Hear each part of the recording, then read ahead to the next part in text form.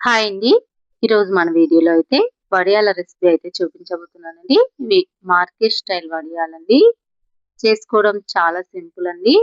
అలానే stove on చేయకుండా గంజి కాచే పని కూడా అవసరం లేదండి. ఇందుకోసం అయితే మనకు సగ్గుబియ్యం ఉంటే చాలండి. అలానే మిగిలిపోయిన అన్నం ఉంటే చాలండి. చాలా ఈజీగా అయితే ప్రిపేర్ చేసుకోవచ్చు. హాయ్ అండి, welcome to star and home. ఇవాళ మన వీడియోలో అయితే సగ్గు బియ్యంతో మార్కెట్ స్టైల్ వడియాలు ఎలా ప్రిపేర్ చేసుకోవాలైతే ఈ వీడియోలో అయితే చూసేద్దామండి. ముందుగా మన వీడియో నచ్చినట్లయితే ఒక లైక్ అయితే ఇవ్వండి ఫ్రెండ్స్.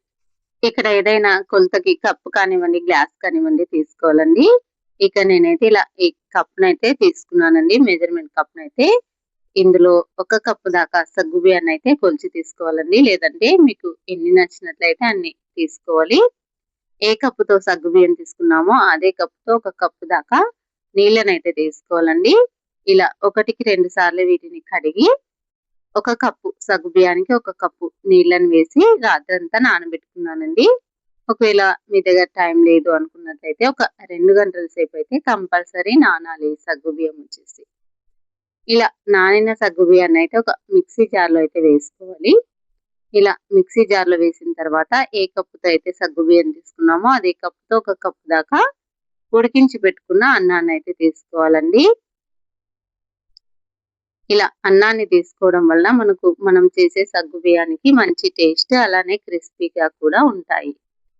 ఇలా అన్నాన్ని తీసుకున్న తర్వాత ఒక 2-3 టేబుల్ స్పూన్ల వరకు నీళ్లు వేసుకోవాలి.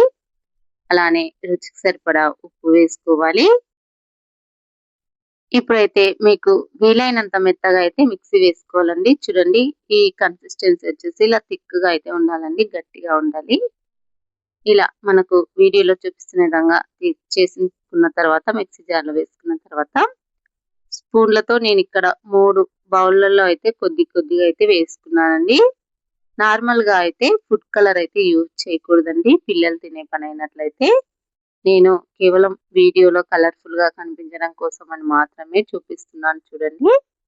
అస్సలు ఫుడ్ కలర్ యూజ్ చేయకున్నట్లుగా మీరు ఈ వడియాలను నేను చూపించిన విధంగా అయితే పెట్టేసుకోండి. పిల్లలైనా సరే, పెద్దవాళ్ళైనా సరే చాలా ఇష్టంగా తింటారండి. సేమ్ అచ్చం ఇవి షాప్ నుంచి తెచ్చిన కురుకురేలు లాగా అయితే ఉంటాయండి. ఫుడ్ కలర్ ఒక్కటి మాత్రం స్కిప్ చేసుకోవచ్చండి.